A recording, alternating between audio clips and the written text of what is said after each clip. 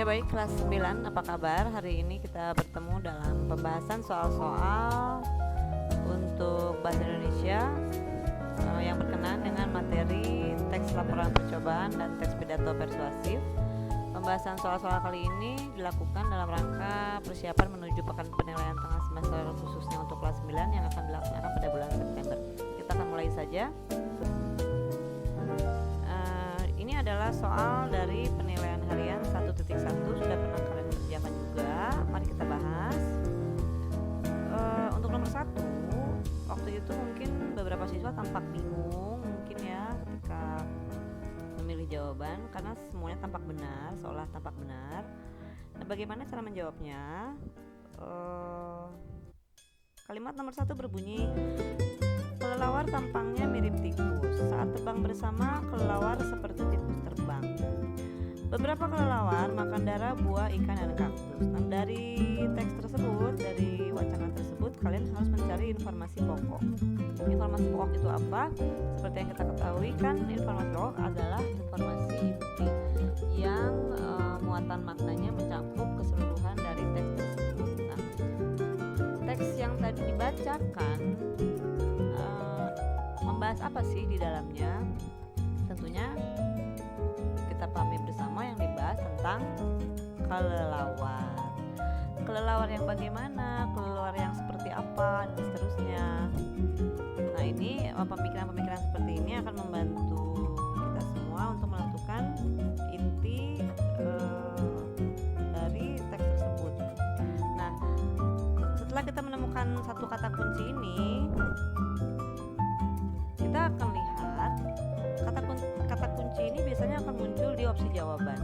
Ada di A, ada di B, ada di C, ada di D ya. Kelelawar, dan kelelawar di A, B, C, D.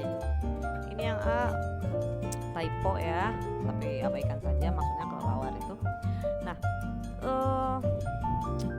informasi berikutnya dari teks nomor 1 adalah berhubungan dengan pengetahuan kita secara umum bahwa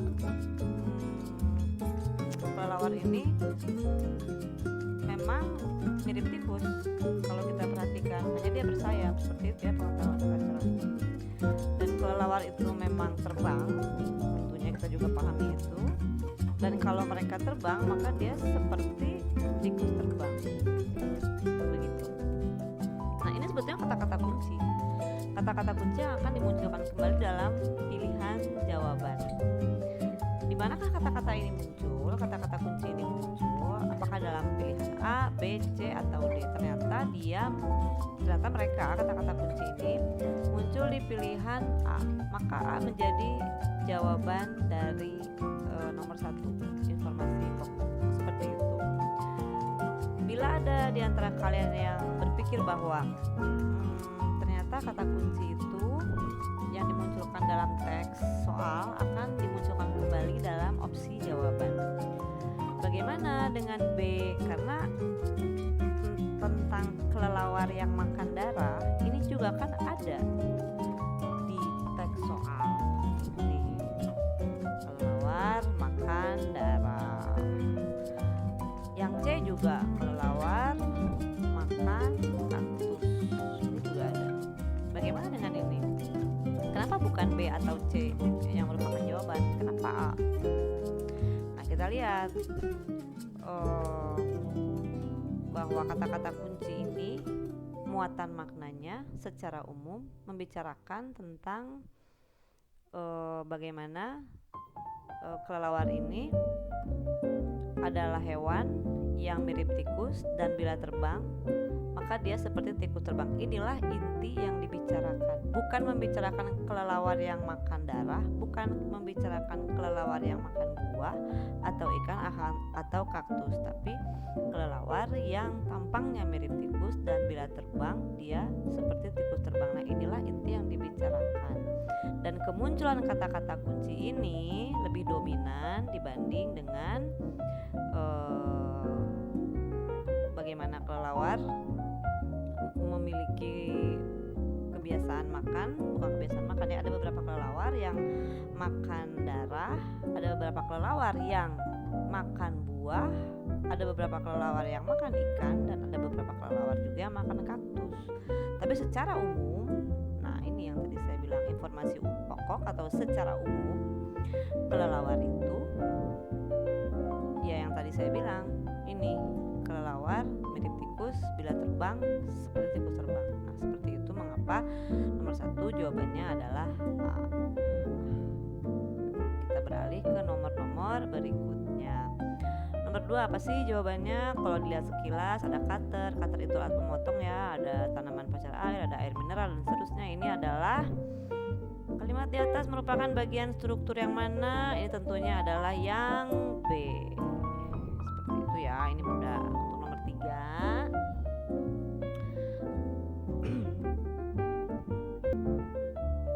nah untuk nomor 3 kita skip aja karena ini hafalan, tinggal kita cek aja ntar di buku bahasa Indonesia itu semuanya ada sistematikanya bagaimana.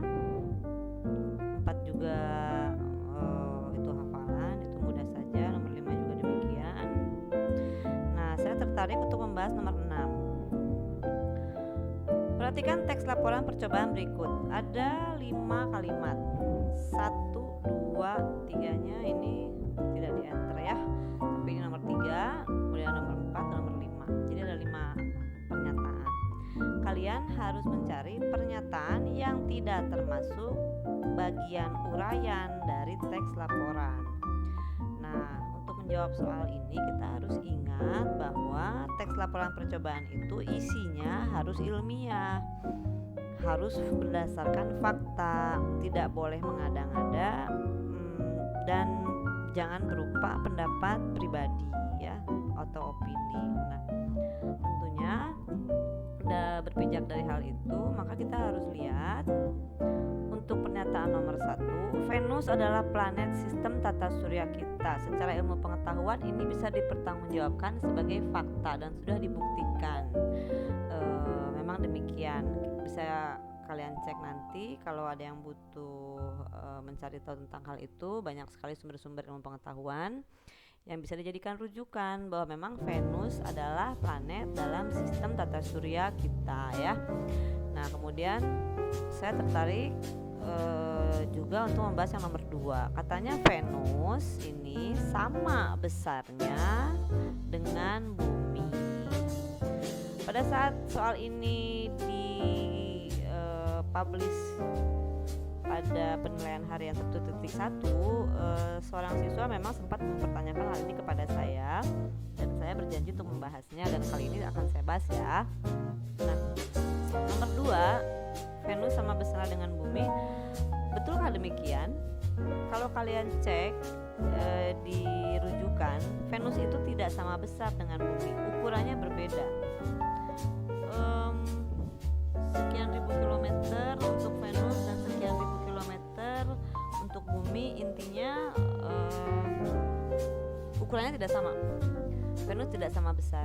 Nah, karena Venus tidak sama besar dengan bumi, tetapi pernyataan ini mengatakan bahwa Venus sama besar, maka ini tidak bisa dimasukkan sebagai uraian teks laporan. Mengapa? Karena kalimat yang diungkapkan di sini tidak sesuai dengan faktanya. Oh, kalau begitu nomor 6 ini jawabannya nomor 6 ini jawabannya adalah pernyataan nomor 2 dong. Iya, betul.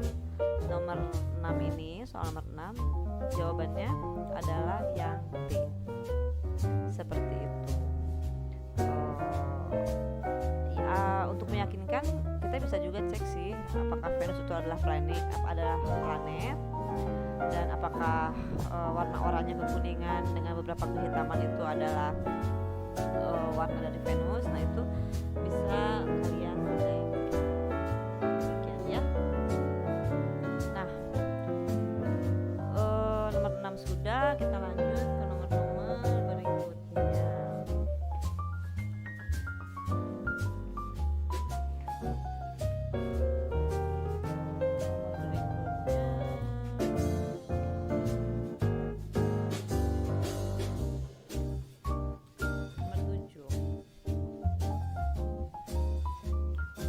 Ada kalimat berbunyi, laporan ini disusun untuk memberikan laporan atas kegiatan percobaan yang telah dilakukan.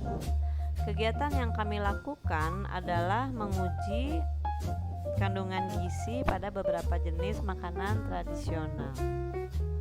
Nah, kutipan ini termasuk bagian apa dalam teks laporan? Apakah dia tujuan, apakah dia kajian teori, apakah dia uraian alat bahan, atau dia pembahasan? Ini mudah. Kalau kalian perhatikan, ada penggunaan kata untuk memberikan laporan atas kegiatan yang telah dilakukan. Ini apakah kajian teori? Tentunya bukan. Ini tujuan. Tujuan itu biasanya menggunakan kata ini yang tadi saya bilang. Nah, ini cirinya.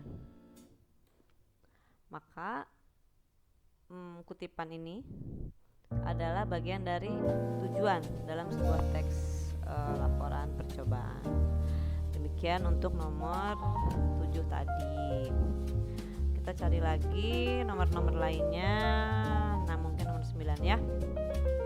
Saya bacakan instruksi soalnya. Teks tersebut strukturnya teks tersebut kalau ada dalam teks laporan percobaan itu bagian dari struktur yang mana? Kan kalian ingat ya bahwa teks laporan percobaan itu punya struktur. Ada beberapa strukturnya. Apakah dia tujuan, apakah dia langkah-langkah, apakah dia pembahasan atau simpulan. Kita tinggal lihat saja. Tentunya harus dibaca ya walaupun panjang. Pada saat kita tidur baik siang maupun malam hari selalu ada makhluk kecil bersayap mengganggu tidur kita. Makhluk kecil bersayap bernama nyamuk. Hal ini mungkin bagi sebagian orang adalah hal yang sepele dan dapat diatasi dengan menyemprotkan cairan pembasmi nyamuk yang banyak beredar di pasar. Namun, tahukah kamu? Nah, ini saya coba garis ya kata-kata ini. Namun, tahukah kamu jika cairan pembasmi tersebut mengandung berbagai bahan kimia yang dapat membahayakan kesehatan. Coret deh. Kemudian untuk mengatasi hal tersebut, kini terdapat alternatif yang lebih aman. Untuk menangkap dan memperangkap nyamuk. Caranya dan seterusnya kita bisa baca sendiri. Ini bagian apa? Apakah tentang tujuan? Ini bukan. Kalau tujuan ada kata-kata yang tadi ya, yang di nomor 7 seperti yang ada di nomor 7 tadi. Apakah langkah-langkah? Langkah-langkah juga bukan. Nanti saya terangkan yang langkah-langkah itu yang kayak gimana sih. Kemudian ini sebetulnya adalah bagian dari pembahasan tentang bagaimana nanti kita akan membuat sebuah perangkap nyamuk sederhana seperti itu. Ini adalah pembahasan gitu ya. Dan juga bukan simpulan tentunya. Kenapa? Karena kalau simpulan bahasanya khas, biasanya itu ada di akhir juga. Ada kata-kata dengan demikian. Oleh karena itu ya untuk simpulan. Nah, ini adalah yang saya garis ini menunjukkan pembahasan. Nah, kalau langkah-langkah nih yang tadi yang B, seperti apa sih? Ini contohnya ada di nomor 10. Lihat ada rinciannya. Yang pertama untuk nomor 10, tong botol plastik di tengah, maksudnya diletakkan di tengah. Kemudian simpan bagian atas atau mulut botol. Ini tentunya adalah langkah-langkah. Ini mudah sih kalau yang ini. Kita skip aja karena gampang. Kita akan lanjut ke nomor-nomor yang lain.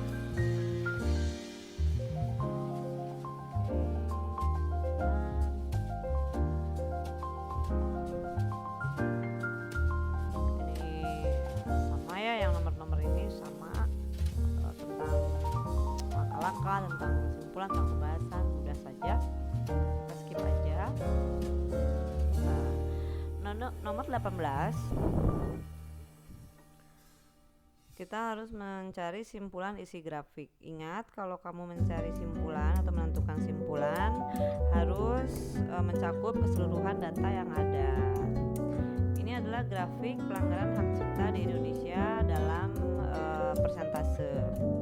Katanya di tahun 2005 pelanggaran hak cipta di Indonesia itu di atas 50%. Ini sekitar mungkin 60% ya.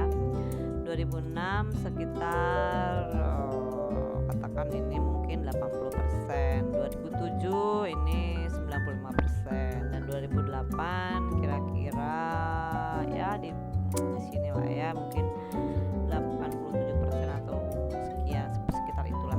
Nah, simpulan harus sesuai dengan yang ada di data ini dan harus mencakup kalau bisa keseluruhan. Kita lihat yang A. Kasus pelanggaran hak cipta di Indonesia selalu meningkat dari tahun ke tahun. Jelas ini tidak meningkat karena pada tahun 2008 terjadi penurunan. Maka bukan jawabannya yang A. Bagaimana dengan yang B? Kasus pelanggaran hak cipta di Indonesia paling meningkat tahun 2007 katanya. Emang betul sih di sini grafiknya paling tinggi di 2007. Berarti kalau gitu B dong jawabannya. Belum tentu. Untuk menentukan B jawabannya kamu harus memastikan bahwa pilihan lain itu salah. Tadi kan yang A sudah kita buktikan bahwa A itu tidak tepat ya, tidak sesuai. Maka kita sekarang lihat yang C. Pernyataannya kenaikan kasus pelanggaran hak cipta dari tahun sebelumnya selalu sama. Tentunya kita bisa lihat ya tadi angka-angka yang saya sebutkan juga tidak sama. Angka-angkanya tidak sama kenaikannya, maka C ini tidak bisa dipilih. Nah, bagaimana dengan yang D? Tahun 2008 katanya sebanding dengan tahun 2006. Dilihat sekilas saja 2008 ini lebih tinggi. Nah, karena A, C, dan D ini pernyataannya tidak sesuai, maka jawabannya tentunya yang B. Seperti itu. Nah, lanjut ke nomor 19 dalam teks laporan percobaan. Saya juga sudah membahas tentang bagaimana daftar pustaka dibutuhkan di dalamnya. Nah, untuk menyusun daftar pustaka kan sudah diajarkannya susunannya seperti apa. Contohnya bila namanya seperti ini, Nur Sultan Iskandar, saya ulang ya. Bila namanya Nur Sultan Iskandar sebagai penulis, maka tuh nama dari pengarang ini harus disusun dengan susunan tertentu, yaitu nama belakang dulu, nama paling akhir dulu ditulis di paling awal. Maka Iskandar dulu yang ditulis, munculnya di mana? Di sini nih, ada di A, ada di B. Ada di A, ada di B. Oke, Iskandar ada nih ya di depan. Ini juga Iskandar ada di depan. Kalau gitu A atau B dong jawabannya. Tahan dulu. Bisa A atau B. Nah, untuk itu kita harus tahu setelah menuliskan nama belakangnya yang paling akhir itu disusul yang mana? Apakah nama tengah kemudian nama awal atau nama awal baru nama tengah? Ternyata susunannya yang betul adalah nama belakang kemudian langsung loncat ke nama awal dan dilanjut dengan nama setelahnya. Nah, jadi inilah. Nah, seperti ini. Iskandar Nur Sultan. Iskandar Nur Sultan ya. Kemudian setelah ditulis nama pengarang, susunannya itu adalah tahun. Tahunnya sama ya. Baru judul. Setelah itu kota penerbit dan penerbitnya. Ini gampang lah ya, ini hafalan sih sebetulnya. Jawabannya A. Begitu. Nah, untuk yang nomor 20 ini masih tentang data, simpulan data. Ini mudah, skip aja. 21 juga tadi mirip ya dengan soal sebelumnya. Nah, saya masih ingin membahas tentang daftar pustaka lagi. Nah, ini ada daftar pustaka. Masalahnya datanya ada dua, karena bukunya ada dua. Dua buku ini ditulis oleh orang yang berbeda. Bagaimana sih cara penulisan susunan daftar pustaka yang baik bila yang dipakai buku sumbernya ada dua seperti ini? Ini mudah sebetulnya. Oke. Masih sama ya. Nah, namanya namanya kan nama penulisnya Goris Kerap, yang ini buku kedua Asul Wiyanto. Ini tetap dibalik ya, berarti Kerap Goris, kemudian Wiyanto Asul. Nah, setelah dibalik kita lihat secara alfabetikal atau secara abjad, mana dulu yang muncul. Kalau dibalik ini huruf K lebih awal ya secara alfabetikal dibanding huruf W, maka yang K ini dululah yang dimunculkan paling awal. Nah, jadi nanti jawabannya akan seperti ini. Yang A. Susunan belakangnya sih sama ya. Begini. Kan tadinya kan Goris Kerap nih, kemudian dibalik jadi Kerap Goris. Tadi namanya Asul Wiyanto, dibalik menjadi Wiyanto Asul. Nah, karena secara alfabetikal huruf K itu mendahului lebih awal dari W, maka susunannya menjadi seperti ini. Begitu ya, jangan terbalik-balik. Nah, berikutnya kita lihat nomor berapa lagi ya. Ada soal nomor 26. Kalian harus menyimpulkan isi teks. Tadi kan yang disimpulkan berdasarkan data grafik atau berdasarkan data tabel. Sebentar ya, saya naikkan dulu ini ke atas. Nah, ini nih. Tadi kan ini nih kesimpulan dari grafik. Tadi sudah tahu caranya. Yang ini saya skip karena mirip saja nanti langkahnya ya. Untuk yang nomor 20 ini cara berpikirnya sama, dilihat keseluruhan dan disimpulkan sesuai. Begitu juga dengan ini. Nah, bagaimana kalau menyimpulkannya dari teks, apalagi teksnya panjang begini? Aduh, malas miss bacanya, banyak siswa bilang begitu. Tapi ya mau tidak mau harus dibaca supaya bisa disimpulkan dengan tepat. Nah, kesimpulan isi teks, tentunya untuk mencari kesimpulan kita harus mencakup keseluruhan, jangan sepotong-sepotong informasinya. Saya bacakan ya. Menurut penelitian Badan Kesehatan Dunia atau WHO, rokok berbahaya bagi kesehatan. Katanya rokok mengandung 4.000 zat kimia berbahaya. Oke. Sedikitnya 25 jenis penyakit timbul sebagai akibat merokok. Di dunia ditemukan 70 juta kematian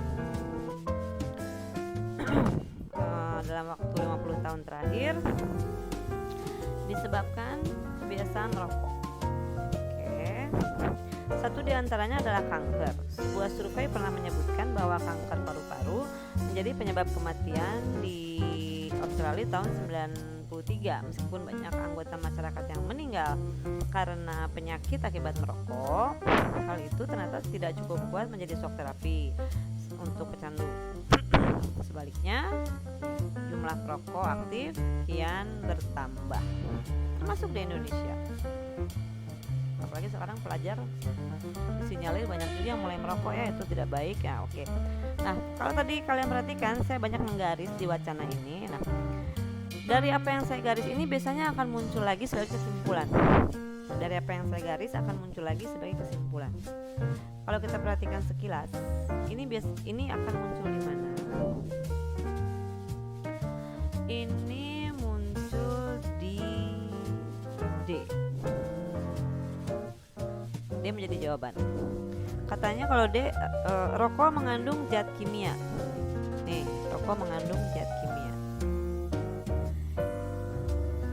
Kalimat ini itu ada di sini.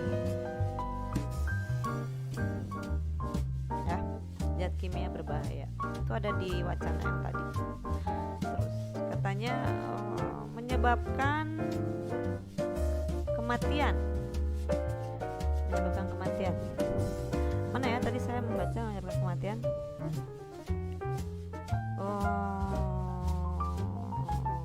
Oh ini nih, nggak kegaris ya, tadi harusnya digaris. Ah ini ada di sini. Kemudian menjadi masalah kesehatan dunia. Yang mana ini di wacana ada? Yang ini nih.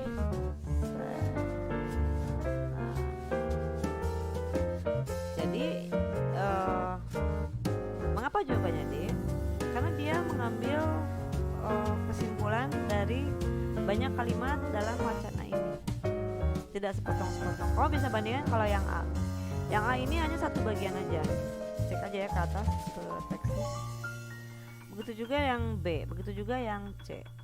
Itu hanya sebagian teks. Tapi kalau yang D ini bagian yang saya garis di awal, yang ini itu mengambil dari kalimat kedua. Kemudian yang garis kedua pada pilihan D itu mengambil dari kalimat kesekian yang ini tadi. Begitu juga yang saya garis berikutnya di pilihan D itu juga mengambil dari kalimat yang pertama. Nah, kesimpulan itu sebaiknya seperti demikian, mengambil informasi secara keseluruhan dari teks. Itu adalah cara penarikan kesimpulan yang tepat. Nah, kelas 9 kita masih lanjut nih. Jangan bosan-bosan mendengarkan ya, karena dan menyimak untuk memperhatikan apa yang disampaikan, karena ini akan membantu kamu dalam menjawab soal-soal pada PTS nanti. Nah, berikutnya masih tentang kesimpulan. Semoga kalian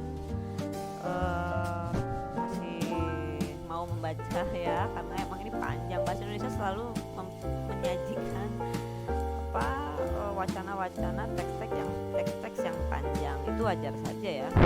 Jadi jangan dianggap sebagai beban dalam membaca itu. Nah, kalau ini langsung saja ya.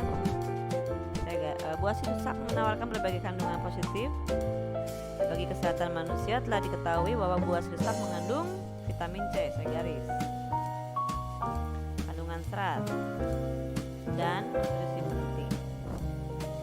Kemudian buah sirsak ditemui di negara tropis. Kemudian pemanfaatannya baru terbatas pada buahnya saja. Kurang pengetahuan nih orang-orang tentang manfaat daunnya. Ayo kita cari simpulannya. ABCD jawabannya D. Kenapa D? Buah sirsak mengandung vitamin C ada, kandungan serat ada, nutrisi penting ada. Ini semuanya ada.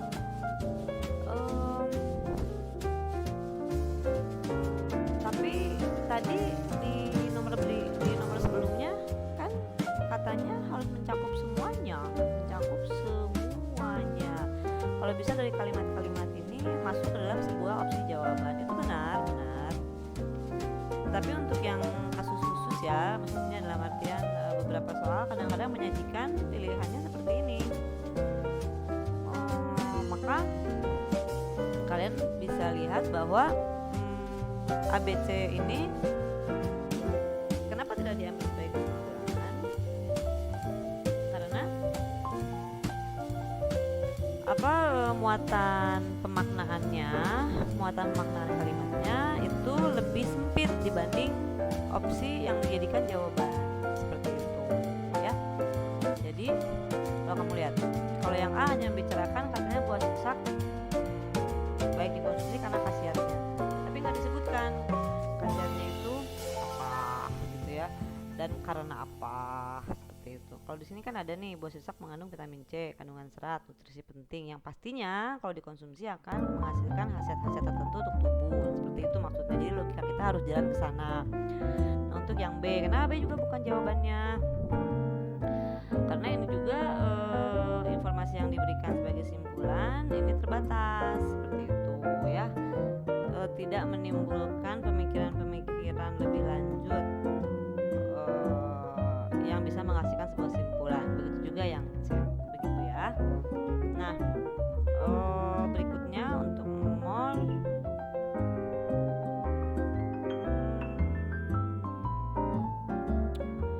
31 sudah, masih tentang oke, kayaknya untuk soal yang berhubungan dengan penilaian harian 1.1 sampai di sini kita akan beralih ke soal penilaian harian 1.2. Oke ya. Ya baik, kita akan mulai membahas untuk soal penilaian 1.2. 1.2, membahas soal penilaian harian 1.2 ya. Nah, mengenai ini kira-kira soal nomor berapa saja yang akan saya bahas. Untuk nomor 1 ini mudah. Makna bercetak miring. Aduh, ini yang bercetak miringnya tidak tercetak miring ya. Maksudnya waktu itu kita masih ingat tentunya yang waktu itu dicetak begini ya. Predator itu artinya apa?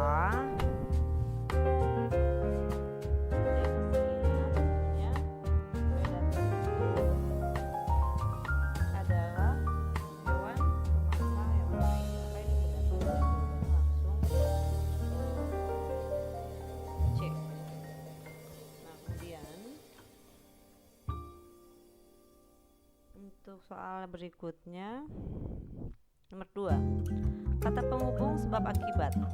Masih ingat mungkin teorinya, tinggal dibaca saja kembali. Jeruk merupakan senyawa asam lemah sehingga ini adalah kata penghubung sebab akibat. Jadi ada di mana dia? Ada di pilihan B. Mudah saja. Fotosintesis katanya. Biokimia, nutrisi. Istilah apa ini? Apakah ada fisika, biologi, kimia, geologi? Ini adalah biologi. Ini mudah sih, saya skip aja ya, karena kalian tentunya sudah paham semua hal itu. Nah, kita lihat nomor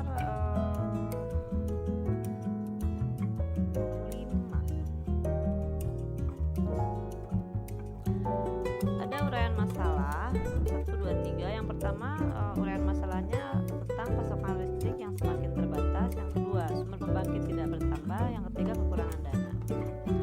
Paragraf yang tepat dan lengkap ditulis dalam latar belakang sebuah teks laporan. Oke, latar belakang sebuah teks laporan penelitian atau percobaan yang sesuai. Nah, kalau kamu harus mencari yang sesuai, maka kamu harus cari tentunya yang paling tepat dan lengkap sesuai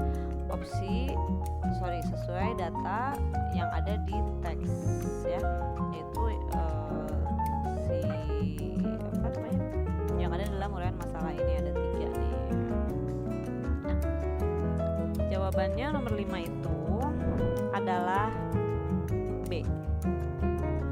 Kenapa B? Jadi kita baca.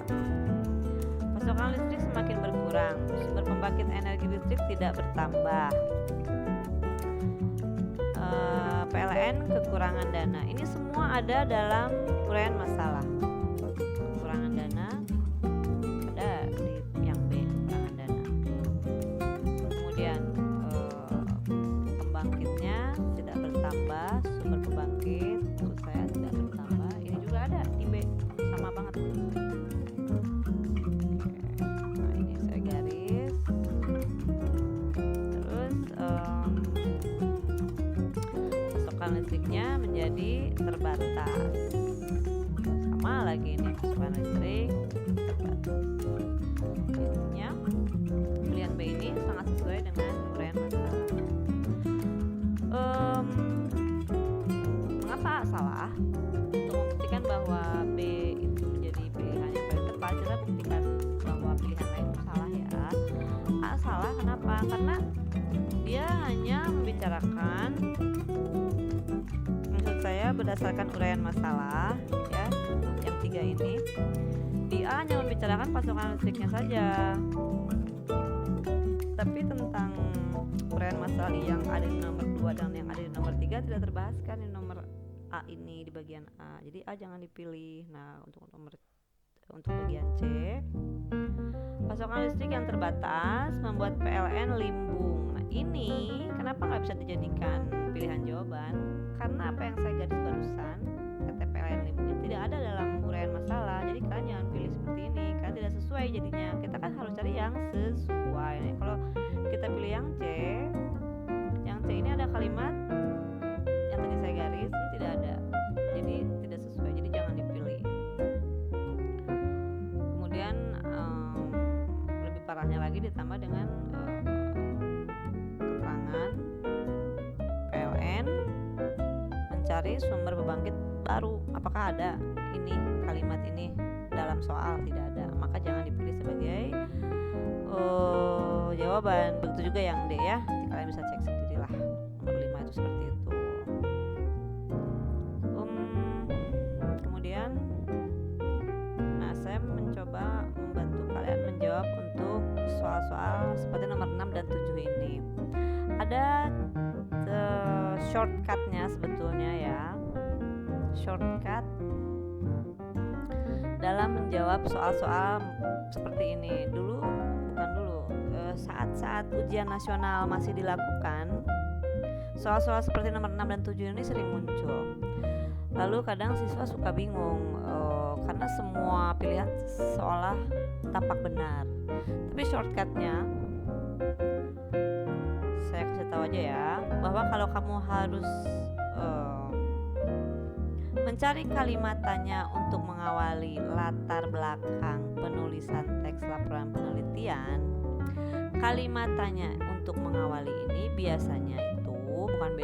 seharusnya itu diawali dengan kata bagaimana. Jadi kalau begitu nomor 6 jawabannya D. Iya, ini shortcut ya, ini shortcut. Karena dengan memunculkan kata bagaimana, kata tanya bagaimana, itu akan menghasilkan uraian-uraian jawaban yang dapat melengkapi sebuah percobaan yang dilakukan, seperti itu. Kalau ini kan, kalau A, mengapa? Jawabannya pasti karena. Mengapa media internet meningkatkan prestasi belajar? Karena bla bla bla, selesai gitu ya. Kalau yang B, apakah dengan media prestasi belajar sudah meningkat? Jawabannya ya atau tidak, hanya begitu saja. Jadi jawabannya akan mempersempit kemungkinan pengkajian lebih dalam sebuah percobaan ketika dilakukan. Nah, kalau yang C juga, kapan itu kan menunjukkan mengarah pada waktu. Kapan prestasi belajar dapat meningkatkan? Saat bla bla bla misalkan. Jadi ini pasti hanya akan menghasilkan menghasilkan pernyataan-pernyataan singkat yang sudah pasti kurang dapat memberikan informasi lengkap dalam sebuah laporan penelitian. Tapi kalau berbeda kalau kita menggunakan kata tanya bagaimana. Bagaimana media internet dapat meningkatkan prestasi belajar? Nanti ini akan terurai. Karena bagaimana itu kan hasilnya nanti ketika dijawab menunjukkan proses ya. Seperti ketika ditanya mengapa kamu minum, jawabannya karena haus. Bagaimana kamu minum, lalu kamu mulai mengungkapkan proses minum gitu kan. Nah memang kata bagaimana ini akan menunjukkan proses ya. Misalkan prosesnya A, satu apa, kemudian B atau 2 prosesnya apa begitu kan, 3 atau C prosesnya apa, dan seterusnya, seperti itu. Maka kata bagaimana ini adalah kata yang cocok, kata tanya yang cocok untuk mengawali latar belakang. Itu makanya kenapa saya bilang shortcut ya. Biasanya kalau ditanyakan soal seperti ini langsung aja kamu cari kata tanya yang bagaimana, pasti itu jawaban yang paling benar. Itu kalau shortcut sih ya, tidak secara keilmuan. Nah, bagaimana dengan nomor 7 nih? Masih sama temanya ini. Kalimat tanyanya apa? Untuk apa? Berapa? Bagaimana? Berapa? Apa jawabannya? Sudah pasti. Kenapa? Karena nanti dia akan menguraikan tadi yang saya bilang tadi, menguraikan beberapa hal dari kata bagaimana ini akan terurai beberapa hal seperti itu. Nah itu tentang kebahasaan berhubungan dengan kalimat tanya ya. Nah kemudian nomor 8 nih. Nah untuk nomor 8, ketika kamu menjawab soal-soal seperti nomor 8 ini, maka dibutuhkan pengetahuan umum. Kalau kamu pengetahuan umumnya belum cukup banyak, maka kamu dituntut untuk membaca apapun itu yang bisa membantu kamu dalam menjawab. Nah nomor 8 ini sesuai kamus, saya juga buka kamus ya, perlu itu. Walaupun saya seorang guru, saya masih buka kamus untuk mengetahui kata-kata tepat dalam adalah memilih jawaban. Ini adalah jawabannya agrikultur. Apa sih Miss agrikultura itu? Kalau kamu mau tahu silakan kalian searching, googling, apapun itu kan sudah banyak ya sekarang fasilitas, semua siswa sudah rata-rata memilikinya. Kemudian saya nggak lama di soal itu. Nah, untuk nomor 9, pelatihan ini difokuskan bagi titik-titik, bagi para titik-titik. Ada petani, petambak, peternak, penambang. Ini gampang, lihat aja soal ini membicarakan apa. Membicarakan peternakan, membicarakan ternak, membicarakan sapi, pertanian. Apakah jawabannya petani, petambak, peternak, atau penambang? Ini kecenderungannya. Tentunya kalau membicarakan peternak, ternak, dan sapi, walaupun di sini ada kata pertanian, hati-hati ya, ini jebakan pertanian ini. Tentunya dominannya adalah yang ini. Nah, ini yang dominan. Ini yang dominan. Arahnya kemana jawabannya? Ke C. Seperti itu. Mudah lah ya. Nah, untuk nomor 10 ini juga masih tentang istilah yang seperti tadi ya, nomor sebelumnya. Kalian perlu membuka rujukan kamus, buku pengetahuan. Ini mudah. Nomor 10 jawabannya efisiensi, bukan efektif ya, kan ini kan perbaikan istilah efektif yang tepat. Efektif. Nah, ini nih, kita melakukan efisiensi energi, bukan efektif energi gitu. Nah, nomor berapa lagi yang akan dibahas? Nah, nomor 12. Dalam teks laporan percobaan menggunakan kata kerja. Kata kerjanya yang mana? Kata kerja dalam teks laporan percobaan biasanya menunjukkan tindakan-tindakan yang dilakukan dalam percobaan. Mudah sekali ini. Nomor 12. Yang manakah itu? Kata kerjanya yang ini. Jadi jawabannya A. Selesai. Kemudian, nah ini adalah nomor 13 ya. Nomor 13 ini sebetulnya mudah. Sebentar. Untuk nomor 13 ini,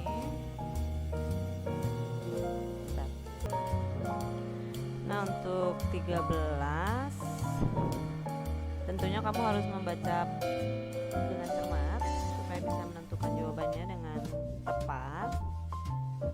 Pahami tata letak dasar kompas, itu nomor 1. Kemudian nomor 2-nya dikosongkan. Temukan arah yang kamu hadapi, dan seterusnya. Langkah-langkahnya tentunya kamu harus cari yang berkesinambungan dengan yang sebelumnya, juga akan berkesinambungan dengan kalimat setelahnya. 13 ini jawabannya adalah yang A. Pegang kompas dengan benar, letakkan kompas datar pada telapak tangan tepat di depan dada. Kenapa ini menjadi jawaban yang paling benar? Karena kalau kamu lihat ya yang B, kalimatnya ada kalimat ini nih. Gerakan kompas ke kanan atau ke kiri sesuka hati di depan dada. Kau bisa bayangkan kalau kamu memegang kompas dan kamu menggerakkan kanan kiri sesuka kamu, bisakah kamu menentukan letak arah yang benar? Coba kalian bayangkan. Secara logika itu sudah tidak logis ya. Jadi kalimat yang ada di pilihan B ini membuat pilihan B tidak bisa dipilih seperti itu. Nah, kalau yang nomor atau bagian C, sebelah mana kesalahannya pada kalimat ini? Genggam erat kompas. Terbayangkan kamu ketika kamu ingin mencari arah dengan kompas, kamu genggam erat-erat kompas itu. Apakah memang seperti itu cara penggunaan kompas? Tidak ya, kita tahu logikanya tidak seperti itu, maka C ini jadinya salah karena penggunaan kalimat ini. Itu juga dengan yang D. Gerakan kompas ke arah yang kamu cari. Nah, ini ini lebih lucu lagi nih, gerakan kompas ke arah yang kamu cari. Kan kompas itu justru membantu kita mencari arah. Kalau sekarang kamu menggerakkan kompas ke arah yang kamu cari, kamu mau tahu dari mana arah yang kamu cari itu?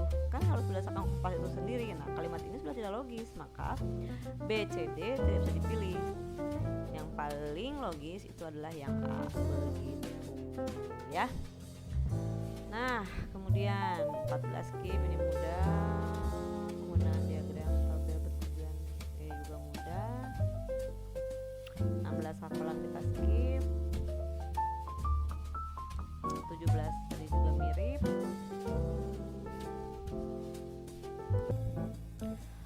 Baik, untuk nomor berikutnya kita lihat nomor 24. Pernyataan yang berupa pendefinisian. Ini hafalan sebetulnya, tapi kamu harus menelaah kalimat demi kalimat dalam opsi jawaban. Kata yang menunjukkan pendefinisian itu kan ini ya, adalah, yaitu, yakni, ialah, dan seterusnya. Kalian bisa cek lagi materi yang sudah diberikan. Maka 24 jawabannya apa? Sudah pasti A. Seperti itu ya. Ini mudah. Kemudian nomor 25. Perhatikan kutipan laporan teks berikut. Nah, kata bercetak tebal, campurkan, aduk, tambahkan, aduk, masukkan, dan keluarkan. Merupakan salah satu kaidah kebahasaan teks laporan percobaan. Bagian yang mana? Apakah konjungsi? Konjungsi itu adalah kata hubungnya, kita ingat. Pendefinisian itu yang tadi di atas sudah dibahas. Kata bilangan itu yang berhubungan dengan angka. Dan penggunaan kata kerja yang mana? Jawabannya campurkan, aduk, dan seterusnya. Ini adalah penggunaan kata kerja. Selesai. Udah sih sebetulnya kalau kita sudah hafal teori-teorinya ya. Nah, terakhir nomor 26.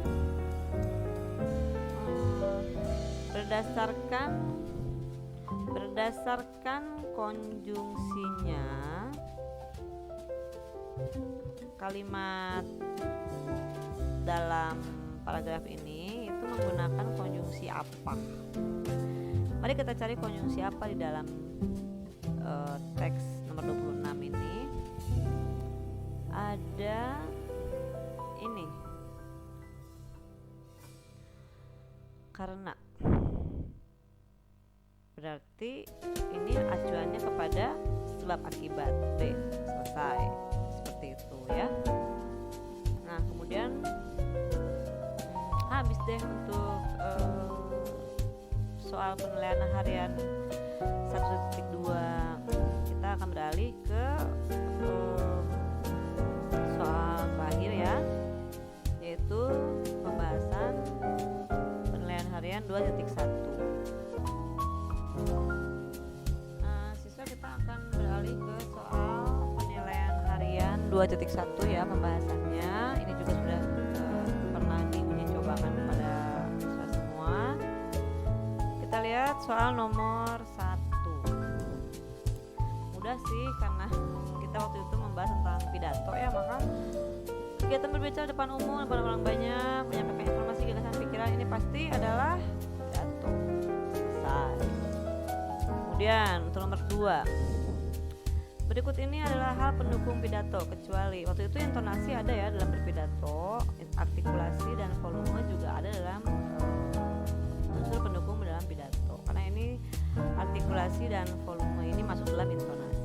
Sapaan ini tidak termasuk dalam unsur pendukung berpidato. Jadi mungkin jawabannya D ya. Tapi untuk lebih tepatnya lagi saya akan terangkan sedikit. Sapaan itu apa saja? Dalam pidato itu kita sering mendengar misalkan ada penyebutan kata saudara-saudara atau bapak ibu atau anak-anak sekalian, seluruh siswa kelas 9 misalkan. Nah, itu adalah contoh-contoh penggunaan sapaan. Nah, sebetulnya memang digunakan kata sapaan itu dalam berpidato, tetapi dia tidak termasuk dalam unsur-unsur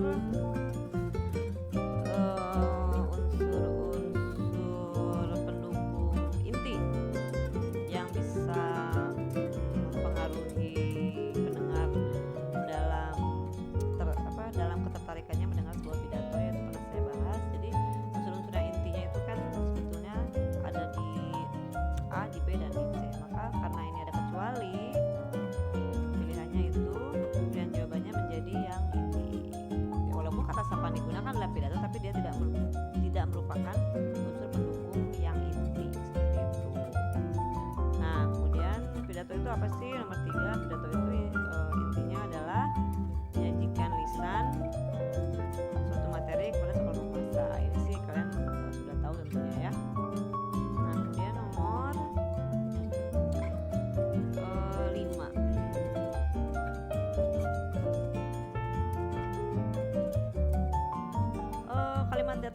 bagian pidato yang membahas tentang apa?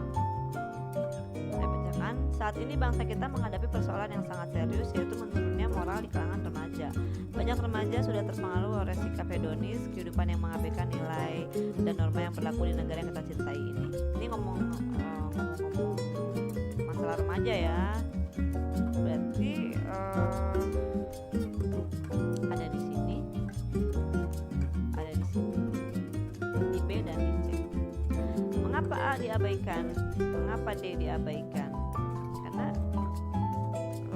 yang dibahas tadi menghadapi persoalan serius, yaitu menurunnya moral di kalangan remaja. Nah, ini kan intinya. Ini remaja lagi. B atau C? Masalah remaja atau masalah moral pada remaja? Kita lihat kata kunci seperti tadi saya bahas. Kata kunci ya, kita selalu tentang kata kunci. Itu selalu muncul dalam paragraf. Maka jawabannya adalah C. Karena kata-kata kuncinya banyak mengarah pada C. Seperti itu. Kemudian nomor 6. Penggalan pidato di atas yang memersuasi pendengarnya. Kata ajakan, memersuasi pendengarnya. Itu jawabannya adalah D. Kenapa D? Ajakannya mana? Ini di kalimat berapa ini? Ini kalimat berapa? Cara menghitungnya bagaimana? Lihat aja tanda titiknya. Ini ada kalimat ke-1 ya, dari ini kalimat ke-1 sampai sini. Kemudian kalimat keduanya sampai sini ya. Ini kalimat ketiga. Ini kalimat keempat. Maka ini ada kata persuasinya ada di kalimat ke-1 dan ke-4. Selesai. Seperti itu. Kita lihat nomor 8. Kalimat persuasi penutup yang baik, yang tepat.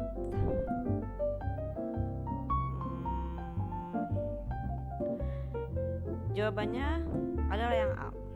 Kenapa? Kita lihat. Dengan demikian hendaknya masyarakat tidak memberi sumbangan begitu saja, tetapi harus diteliti terlebih dahulu agar tidak tertipu. Bila dibandingkan A ini dibanding B, C, D, dia lebih santun, penggunaan bahasanya sopan, penggunaan bahasanya tidak kasar. Kita bandingkan dengan yang B, C, D. B, C, D tidak menggunakan kata-kata yang kasar mungkin, tetapi dia cenderung tendensius atau menghakimi. Coba kita lihat yang B. Masyarakat jangan percaya pada orang yang meminta sumbangan. Jangan percaya. Padahal kan belum tentu semua orang yang minta sumbangan itu adalah orang-orang yang harus dihindari ya. Maksudnya seperti itu sih kalimat ini. Kemudian kalau C, ini sama dengan B kasusnya. Masyarakat hendaknya waspada terhadap sekelompok orang yang meminta sumbangan gempa bumi. Tidak semua orang yang meminta sumbangan atas bencana alam itu patut dicurigai, karena mungkin banyak di antara mereka juga yang sungguh-sungguh adalah orang-orang jujur yang ingin membantu sesamanya. Jadi penggunaan kalimat-kalimat ini itu terlalu menghakimi ya, dibanding yang A ini lebih santun, lebih baik, seperti itu ya. Makanya kan di sini nomor 8 dikatakan kalimat persuasi penutup yang tepat. Maksudnya yang tepat itu ya yang santun, yang baik, yang tidak menghakimi, tidak kasar dan seterusnya, tidak mengandung muatan-muatan ya menuduh kepada pihak tertentu dan sebagainya. Nah, kalau yang D masalahnya apa? Yang D ini lebih kepada pemberitahuan, bukan pidato ya. Dengan bisa dibacalah oleh kalian. Karena itu masyarakat harus berhati-hati terhadap ulah oknum tersebut, karena kami tidak pernah meminta sumbangan dengan cara-cara seperti itu. Ini sebenarnya pemberitahuan, tidak seperti pidato. Nah, lanjut ke nomor berikutnya. Nah, ini ada nomor 11, ini panjang.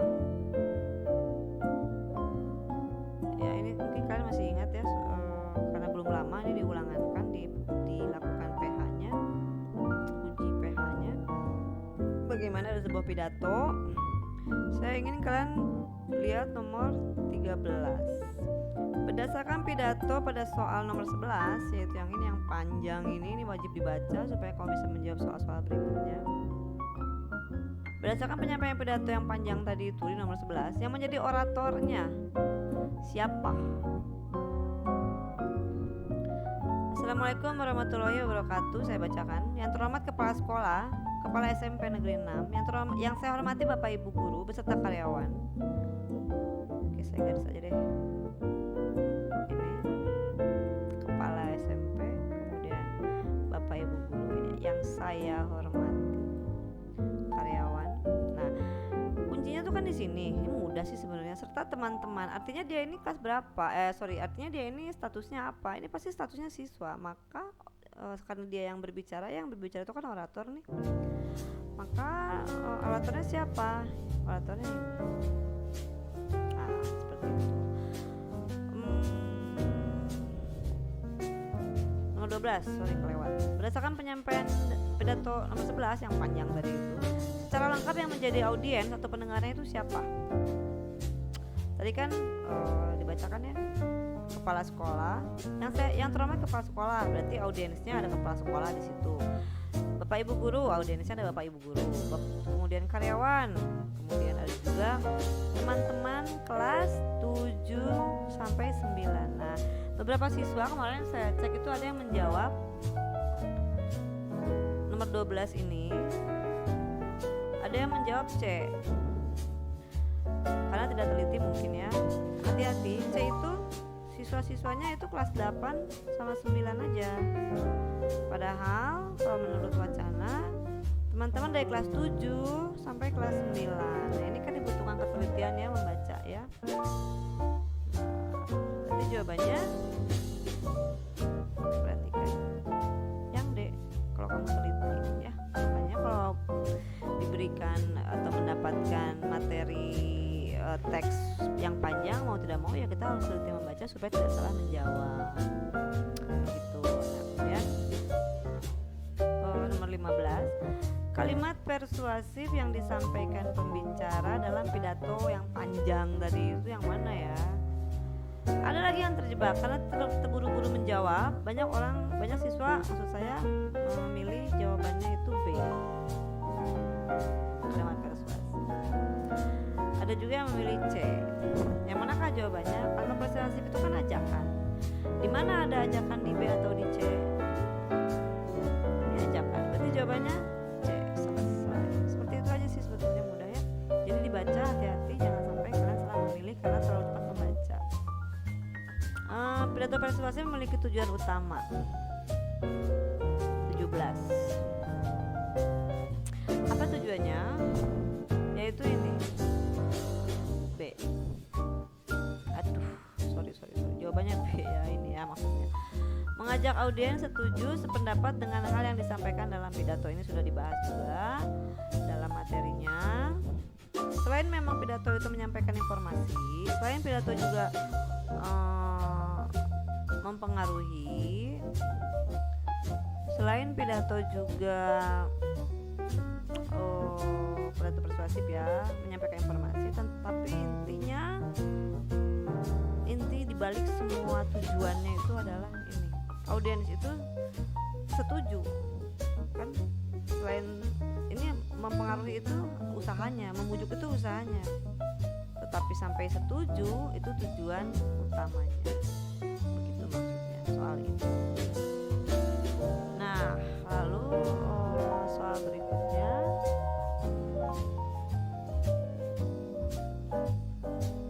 oke, nomor 20, penggalan naskah berisi pesan apa agar kita bagaimana? Saya baca ya. Bapak Ibu para siswa, siapa yang dituntut untuk bertanggung jawab atas terjadinya polusi ruang kalau bukan kita sendiri? Kalau kita menyadari bahwa menjaga kesehatan lebih utama, maka tidak perlu diperintah dan seterusnya. Kita mesti berbuat sesuatu yang terbaik bagi kesehatan kita.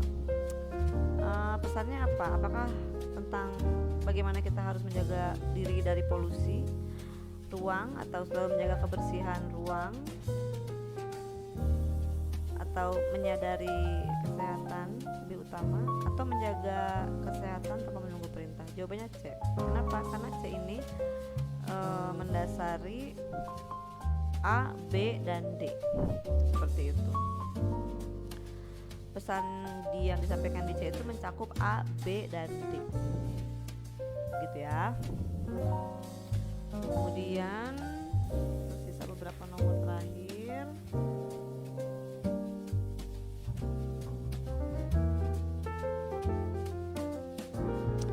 Kita akan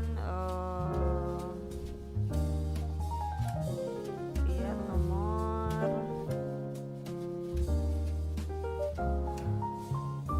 yang mudah saja. Semuanya mudah sih sebetulnya.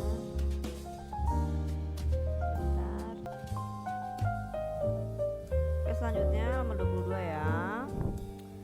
Penggalan pidato di atas menekankan pentingnya apa? Kita menyadari bahwa terwujudnya masyarakat yang baik tidak dapat dipisahkan dari unsur tetangga.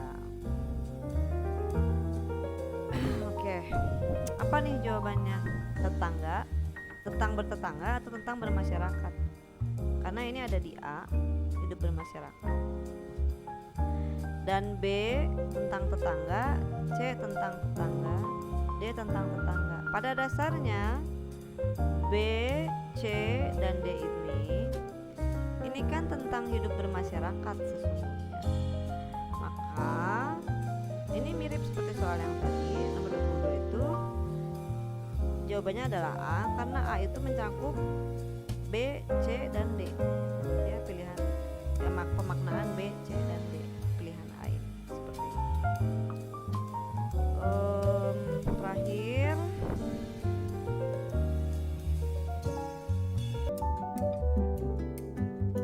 terakhir adalah nomor 27. Kelas 9 memang dalam pembahasan ini kan cukup panjang ya, walaupun tidak semua soal, tapi memang dibutuhkan pembahasan karena ya seperti saya bilang, tanpa pembahasan tentunya kita tidak bisa memahami soal dengan baik. Kurang lebihnya pembahasan yang dilakukan nanti bila ada pertanyaan-pertanyaan selanjutan bisa dibahas dalam sesi di Google Meet atau bisa mengajukan pertanyaan di Classroom. Nah, untuk soal terakhir kita lihat nomor 27. Dewasa ini banyak sekali penyakit bermunculan. Hal ini dikarenakan berkurangnya kemampuan sistem imun dalam tubuh kita. Jika sistem imun dalam tubuh kita melemah, maka tubuh mudah sekali terkena penyakit. Selain itu, makan makanan yang kita konsumsi tidak lagi mengandung vitamin. Nah, ini tidak lagi mengandung vitamin dan mineral yang baik. Bahkan saat ini lebih banyak penjual makanan yang tidak sehat. Terlebih dengan padatnya aktivitas membuat kita tidak memiliki waktu untuk berolahraga. Kalimat persuasif yang baik yang mencakup semuanya yang D. Kenapa? Kata-kata kuncinya kalian cek aja, itu muncul lagi seperti itu ya. Nah, kelas 9 demikian pembahasan soal-soal dalam